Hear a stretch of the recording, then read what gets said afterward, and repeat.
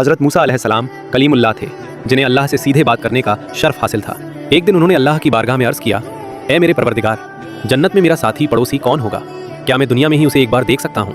अल्लाह की ओर से जिब्रील अलैहिस्सलाम ने आकर खबर दी, ए मूसा, फला शहर का एक साधारण सा कसाई जन्नत में आपका साथी होगा।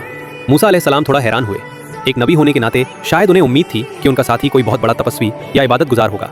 अपनी जिज्ञासा शांत करने के लिए वे भेष बदलकर उस कसाई की दुकान पर जा पहुंचे। मूसा अलैहिस्सलाम ने सारा दिन दुकान पर बैठकर उस युवक के काम को गौर से देखा। उन्होंने देखा कि वो युवक बहुत ही सामान्य तरीके से गोश्त बेच रहा था और तोल रहा था। इसके अलावा उन्हें कोई खास नफल इबादत या तस्बीह पढ़ते हुए वो नहीं दिखा। शाम को दुकान बंद करके कसाई ने गोश्त का एक अच्छा सा टुकड़ा लिया और उसे लेकर घर की ओर चल दिया। मूसा अलैहिस्सलाम मेहमान बनने के बहाने उसके पीछे पीछे चल दिए। युवक ने खुशी खुशी उन्हें अपने घर में जगह दे दी। घर पहुंचकर कसाई ने अपने हाथों से स्वादिष्ट खाना पकाया। इसके बाद उसने कमरे की छत से लटकती हुई एक बड़ी टोकरी नीचे उतारी। मूसा अलैहिस्सलाम ने देखा कि उस टोकरी में एक अत्यंत वृद्ध महिला लेटी हुई थी, जो बुढ़ापे के कारण हिलने डुलने की शक्ति भी खो चुकी थी। युवक ने बड़े प्यार से अपनी माँ को नहलाया, साफ कपड़े पहनाए और फिर बहुत ही जतन से निवाला बना बनाकर उन्हें खाना खिलाया।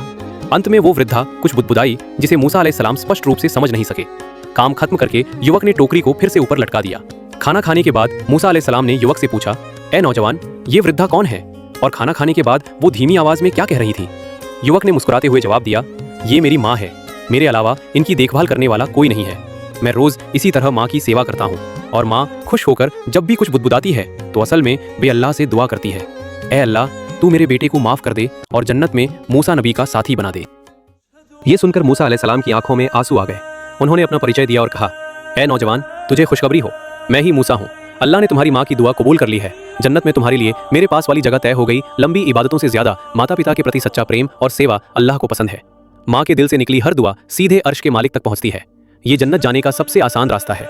कोई भी काम छोटा नहीं होता। एक कसाई अपनी निष्ठा और मानवता के माध्यम से एक नबी के बराबर का दर्जा पा सकता है। कितनी महान होती है एक माँ की दुआ।